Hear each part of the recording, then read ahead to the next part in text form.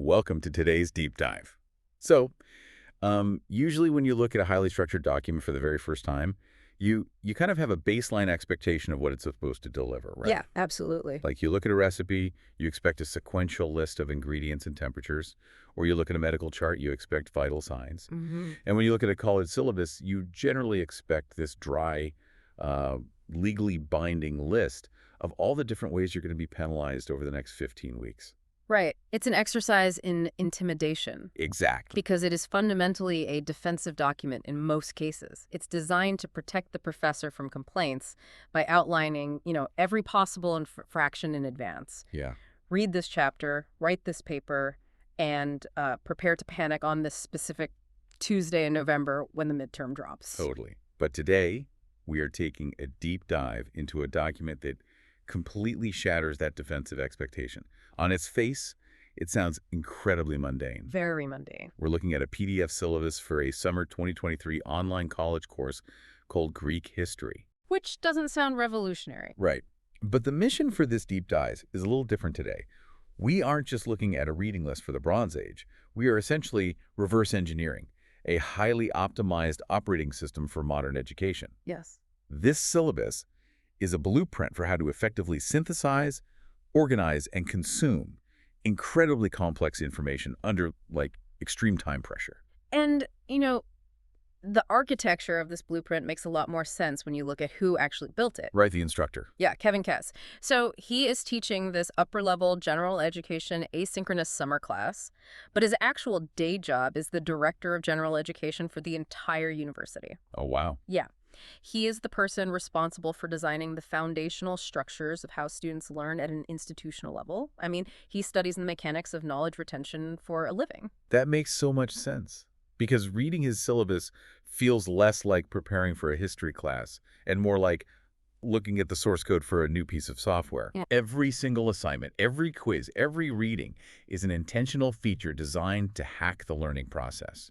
You literally have to understand the underlying logic of the software to use it effectively. Which is exactly why you can pull so much value from this document, even if you are entirely removed from the academic world. For sure. Whether you're, say, leading a corporate team through a massive project transition, or trying to teach yourself a new programming language, or just trying to be a more effective lifelong learner, this syllabus reveals a framework for mastering dense material without burning out. Yeah.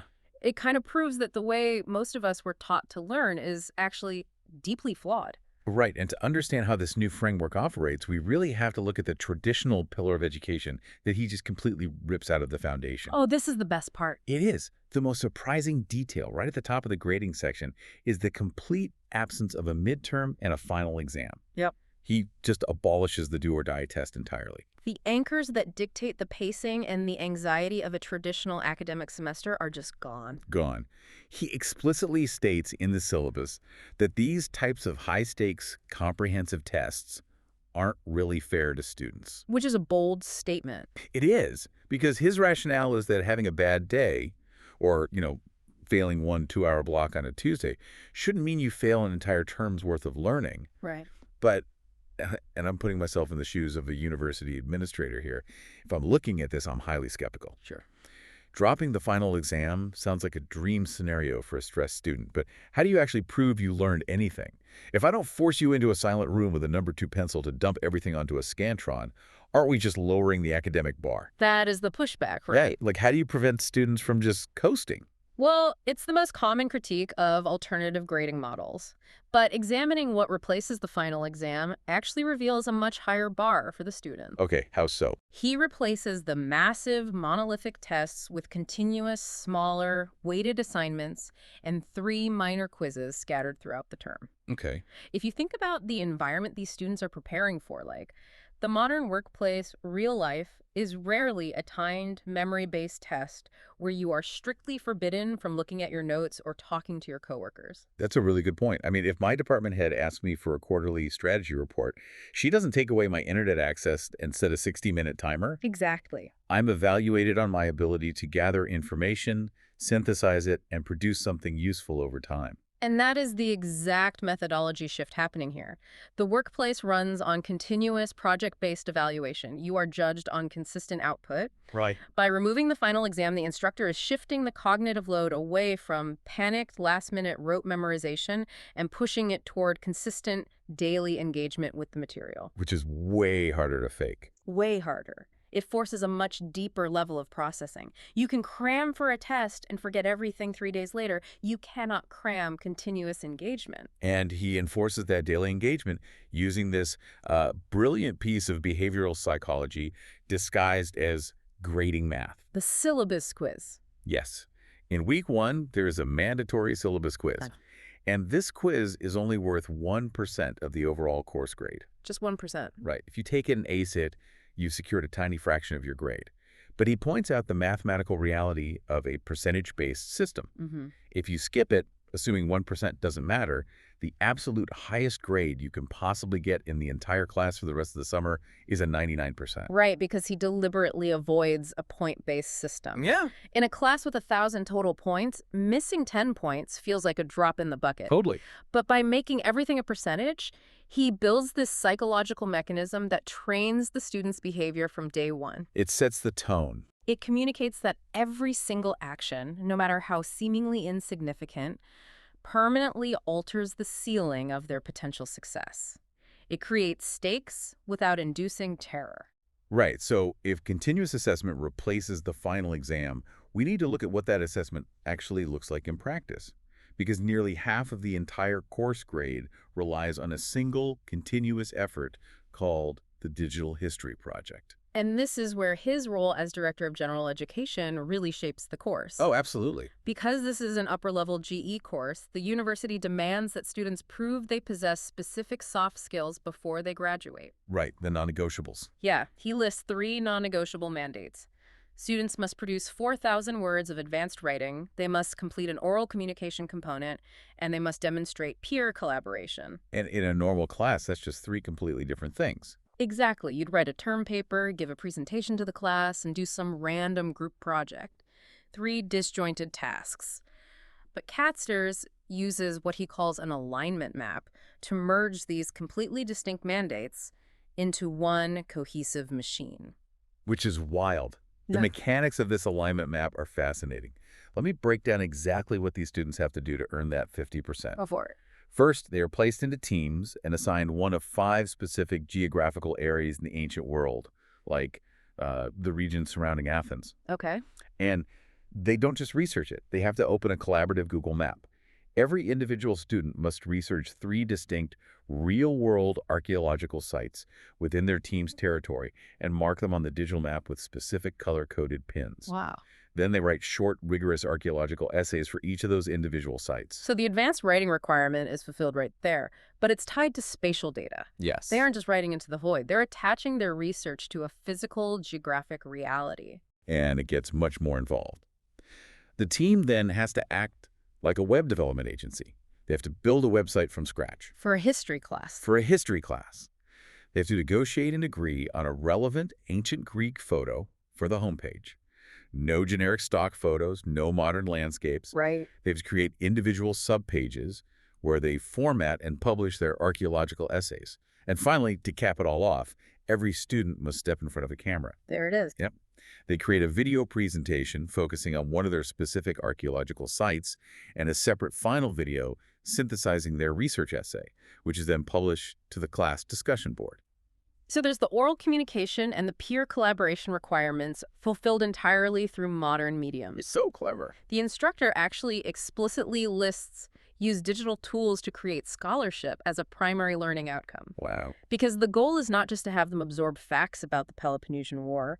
The goal is to teach them how to function as modern historians and researchers. Modern knowledge workers use digital tools. They build relational databases, they utilize geographic information systems, they manage content systems, and they present their findings to remote audiences via video. The analogy that jumps out to me here isn't a history class. It sounds like an onboarding sprint for a talk startup. Oh, totally. You're learning basic web architecture, you're executing collaborative digital mapping, and you're doing video production and digital publishing. You are acquiring incredibly modern, marketable technical skills entirely under the guise of learning about Bronze Age pottery and Spartan military tactics. It's basically a Trojan horse for technical literacy, Yeah. and it forces multimodal learning. Yeah. When you just read text, you encode that information in one specific way. But when you have to read a text, write an essay about it, find its exact geographic coordinates on a map, color-code it, and then speak about it out loud on camera, your brain is forced to process that same piece of data through linguistic, spatial, visual, and verbal pathways. That's amazing. That is how you guarantee long-term retention without a final exam. Okay, but building out a robust, interactive website with mapped archaeological pins requires a massive amount of hard data. You can't fake a color-coded geographic map. Right. Students have to pull this information from somewhere, which brings us to the required materials.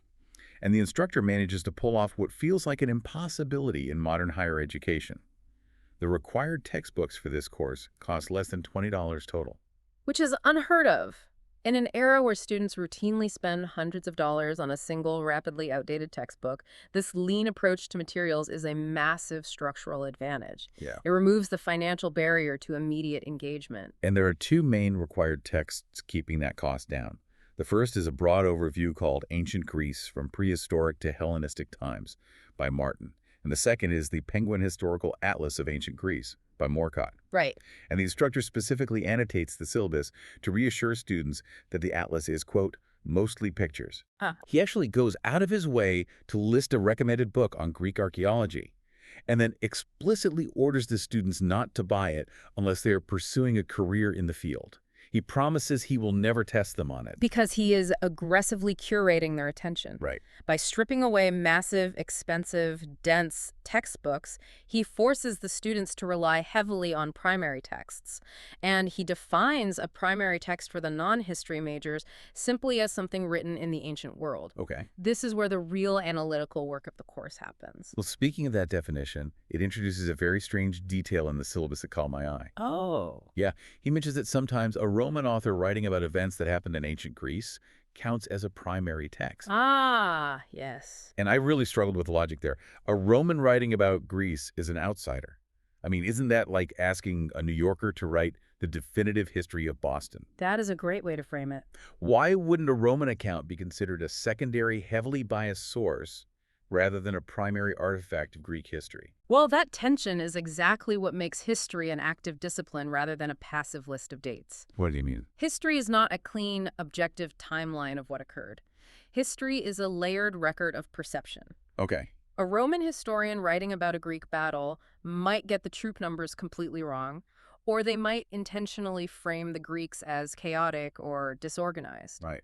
While that might not be an accurate reflection of the Greek military, it is a perfectly preserved, absolute primary source of how the Roman Empire perceived and weaponized the idea of Greece. Oh, wow. That bias is a critical historical reality. The instructor is forcing the students to realize that every text is a lens, and you have to understand who ground the glass. That's incredible. You have to evaluate the messenger as much as the message. Exactly. Give you a sense of how wide these lenses are, we can look at the Week 1 reading list. Students are assigned passages from Thucydides, and the syllabus notes he was an ancient Greek general deeply involved in the Peloponnesian War. Right, the classic text. This is the ultimate macro history, a literal military commander describing the movements of armies, the strategies of empires, and the sweeping political betrayals of the era. But reading only the accounts of generals gives you a severely distorted view of a society. Yeah, I'd imagine. Generals only write about other men holding swords. So the instructor balances that macro history with a highly specific piece of microhistory. Alongside Thucydides, students read a scholarly library database article titled Women, Children, and Family in the Late Aegean and Bronze Age. It is an incredible juxtaposition. You move directly from reading about the geopolitical collapse of city-states to reading archaeological evidence about, like, what kind of grain a family was eating in their kitchen, Right. or who was tending the hearth, and what the mortality rates were for infants. It forces the student to constantly zoom in and zoom out, creating a three-dimensional model of the society rather than a flat military timeline. It prevents the illusion that history is only made by famous people in marble buildings. But synthesizing that level of macro and micro history while simultaneously building collaborative web projects, that requires intense pacing, especially in a summer session. The pacing might be the most intense element of this entire syllabus. The instructor notes this is an 8-week course, meaning he has condensed a standard 15-week college semester down by half. The cognitive load required to absorb 15 weeks of material in 8 weeks is immense. Oh, for sure. But the mathematics of the syllabus suggest the reality might be even more severe. Yes. Okay, there is a glaring contradiction in the dates that exposes the absolute chaos of university summer scheduling. It's so funny. While the text refers to an 8-week structure, the strict dates typed at the very top of the syllabus state that the class officially begins on June 5th, and the final day of class is June 28th. And from June 5th to June 28th is just over 3 weeks. It's 23 days. That means the students might actually be attempting to process an entire semester of Bronze Age and classical Greek history alongside web development and mapping in 23 days. Which is terrifying. Regardless of whether the actual duration ends up being 8 weeks or 3 weeks, the time pressure is immense. And this brings us to a crucial warning the instructor places in the text regarding how online learning actually functions. He clarifies that while the class is online and asynchronous, it is absolutely not self-paced. Right, because people often conflate asynchronous with independent study. Yeah. They assume they can log in, ignore the class for 2 weeks, and then binge all the readings and assignments in a single caffeine-fueled weekend, like watching a television series. And the instructor explicitly shuts that down. Yeah. You are completely locked into his rhythm. He states that the digital folders containing the week's materials only open 1 week in advance. We can't skip ahead. Right. You cannot rush ahead to finish the course early, and because of the constant percentage-based quizzes and team mapping deadlines, you cannot fall behind. And this is where his expertise in educational design really shines. The strict gating of information is a psychological defense mechanism against cognitive overload. How so? When you're tasked with learning a massive, complex subject like the entirety of ancient Greece or a new programming language, seeing the entire mountain of work at once causes paralysis. It triggers avoidance behavior. Yeah, I totally do that. We all do. Hmm. By rigidly gating the folders, he artificially narrows the student's horizon. They only have to worry about the next immediate step. He forces a disciplined, methodical consumption of knowledge. And looking at the sheer volume of the week 1 checklist, the gating is the only thing preventing a mass panic. Seriously. In their very first week, a student must accomplish the following. They have to learn the academic definition of history. They have to review how to write an advanced essay. They must learn the technical basics of building their team website. They have to cover the entirety of pre-Mycenaean and Mycenaean Greece. They must read Martin Chapter 1 and Morcott pages 8 through 37. It just keeps going. It does. They read the military history of Thucydides, followed by the Bronze Age domestic family article. They have to introduce themselves on the public discussion board, take the psychological 1% syllabus quiz, wait to get assigned a geographic team, and finally paste their newly created team website URL into a shared Google Doc. It is an overwhelming volume of tasks. But notice the constant shifting of modalities. What do you mean? You read a dense ancient text, then you switch to a highly visual map. You watch an instructional video on web design, then you write an analytical paragraph. You engage in solitary research, then you collaborate with your team on a Google Doc. Oh, I see. This constant context switching prevents the neurological fatigue that happens when you just stare at a textbook for 4 hours. The brain stays active because the type of problem it's solving changes every 45 minutes. That's brilliant. And despite this highly engineered, almost automated digital structure, the syllabus reveals an instructor who is deeply accessible. He includes a note reminding the students that he occasionally forgets that not everyone in the class is a history major, and he actively invites them to ask for clarification. Which is nice. Yeah. He provides his physical office location in the SA building and his phone number, but acknowledges the reality of a summer term. He's rarely in that specific physical office. Because his primary role is the director of general education, he points out that he is at his desk working a full-time job every single day. Right. He adapts his office hours to the asynchronous reality of his students, holding guaranteed Zoom sessions every Wednesday afternoon and promising rapid email turnarounds. The instructor is present, just digitized, much like the history he is teaching. We started this deep dive looking at what appeared to be a mundane administrative PDF for a summer class on ancient history. But by unpacking the mechanics of this syllabus, we found a highly sophisticated, modern framework for processing information. Yeah, we observed an educational model that discards the anxiety of the high-stakes final exam in favor of continuous real-world project assessment. We saw how blending seemingly unrelated skills like ancient historical research, web design, and collaborative digital mapping forces the brain to encode information through multiple pathways. And we analyzed how strictly pacing the flow of information, rather than allowing a self-paced free-for-all, prevents cognitive overload and ensures actual mastery. The ultimate takeaway is that you can lift this exact framework and apply it to your own life. If you want to master a new skill or comprehend a dense topic, do not just passively consume a book about it. Right. Force yourself to engage. Map the concepts visually. Build a small digital project around the information. Explain the core mechanics to someone else out loud. Regulate your pacing so you only tackle one module at a time. You have to actively build the architecture of your own knowledge. You don't truly understand a landscape until you are forced to draw the map yourself. I love that. Yeah. And I want to leave you with one final lingering thought inspired by the specific mechanics of this course. For weeks, these students are studying the physical ruins of ancient Greece. They are analyzing the stones of the Parthenon, the fragments of clay pottery, and the physical papyrus texts that managed to survive for thousands of years. But the outputs these students are generating to prove their understanding are entirely digital. Right. They are building Google Maps, registering team URLs, and publishing videos to Canvas discussion boards.